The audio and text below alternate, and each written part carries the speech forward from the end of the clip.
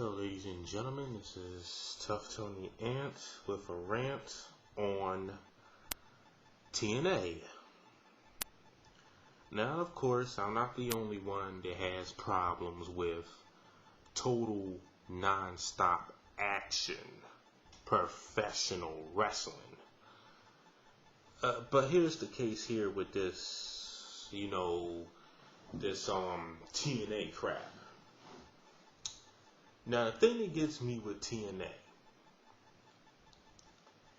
is, I really think that TNA really went downhill when they hired Kurt Angle. Because, I read up on a lot of things, I do a lot of research.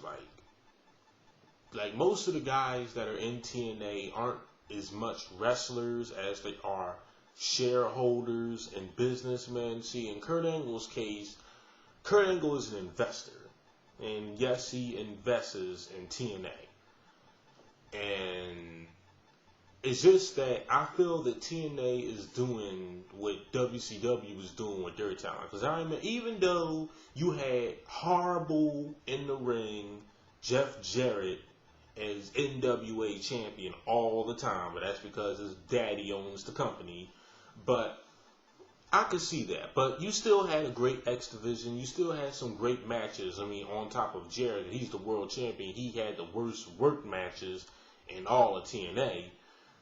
And, then they separated NWA from TNA and turned it because NWA wanted their own little independent promotion again. And now they just turned it to straight on TNA. And TNA has went downhill since. Reason number one, they forgot about the great talent that they had. Your half of the X division is gone. Petey Williams is gone. Alex Shelley doesn't wrestle. All those guys. And then you take into account how they treat AJ Styles like shit now. They changed Christopher Daniels' gimmick, and it's just horrible. And why is that? That's why I think they pretty much went down here. And then you bring in guys like Kurt Angle, who was pushed higher and faster than anybody in TNA. How this guy shows up to TNA, holds every single belt, the TNA World title, the TNA X Division title, the TNA World Tag Team Championships, and the IWGP World title. Kurt Angle is in TNA no less than a fucking month and holds every fucking belt. Why? Because he's an investor in the company. And another thing that pissed me off with TNA, then you want to bring in guys like Scott Steiner, who's off and on with TNA. And Scott Steiner is probably the most worthless piece of shit in all of professional wrestling, because he's just fucking horrible. And he's different, and Nash is not, and Nash is just as bad, because Kevin Nash is also a horrible, no talent having in-ring competitor that wouldn't have been shit if he wasn't hanging out with the right people. Because he never had a real claim to fame.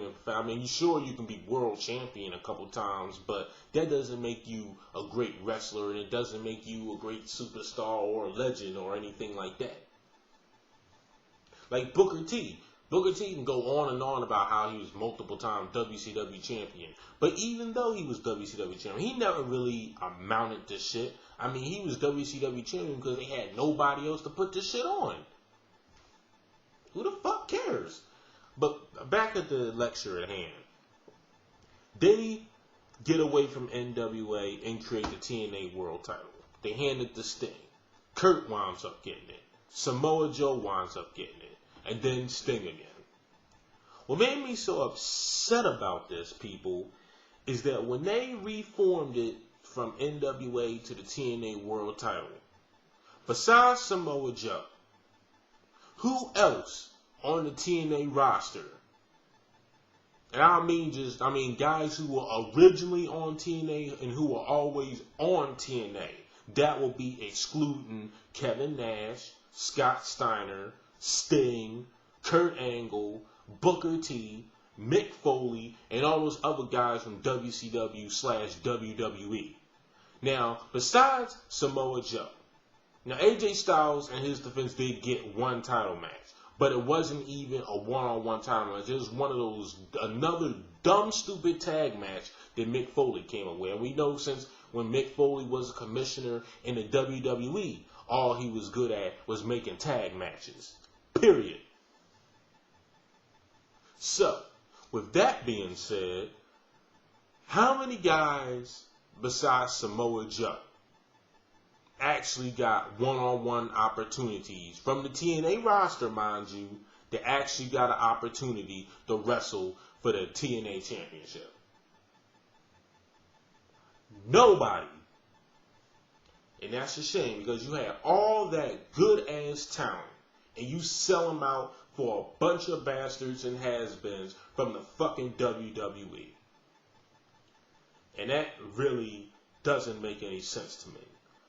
And half of those guys are full of shit. Like Sting, for example. Sting said, yeah, I'm in TNA. WWE was treating people bad. Well, in all actuality, if you read the dirt sheets or read and do your research, Sting was never offered a WWE contract. Ever. And it's not to say that he did. He up to saying that WWE called him and he refused. No. Sting called them and the WWE turned his ass down. So now the motherfucker's bitter and trying to make the WWE look like the bad guys. Sting never got the contract. He never got the call. And this is the thing. This is the same thing that TNA is going down that road, because their ratings are just slipping and horrible, and they're not generating any revenue because they're kicking out their diehard fans for investors. And it's the same thing that WCW did. You have a bunch of guys who are made elsewhere and made multi-millions of dollars in another company, and you want them to come in and be your mainstream players. So that means if something's wrong and they don't like it, they can just say fuck you TNA and run out and not have anything, wrong with their pockets. Like, they can do that shit and they wouldn't be strapped for cash. Maybe Steiner and Nash, because they broke as all hell. But I don't know about Sting, but Kurt got money. I mean, Kurt is living in a lap of luxury. So that means if Kurt says fuck you, you losing half of your fucking main event. And you want to put your trust into that guy. Yeah. But that's my problem with TNA, because they're just not pushing their own talent. And TNA is going to be gone in a couple years. It's going to be fucking out of business. You want to see wrestling? Go to Ring of Honor. I'm always pushing Ring of Honor. Another thing, TNA wouldn't even have syndication if it wasn't for Ring of Honor's television syndication contracts, because Ring of Honor got it first and then TNA got it off for them. So, in all actuality, TNA is going down and it's fucking horrible.